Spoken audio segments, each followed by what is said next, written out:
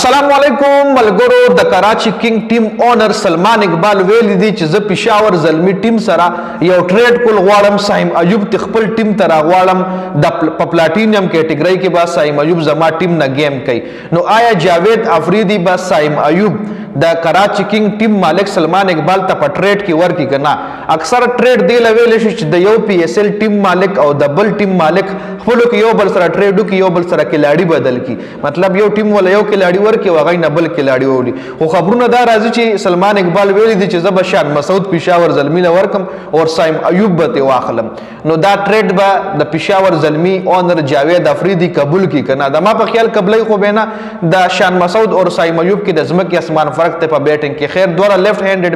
بیټینګ کوي خو د دوه سټرایک ریټ کې د دوه شاټ سلیکشن کې د دوه گیم کې نن سبا د زمکه اسمان فرق ته نو آیا تاسو د حواله سره لري آیا دا خبر دروغ ده کنه حقیقت ته سلمان اقبال دا ټریډ پاک د پېښور زلمی ټیم مالک جاوید افریدی سره کول غواړي دي کې ریالټي شته کنه او کچري حقیقت وي نو تاسو په خیال جاوید افریدی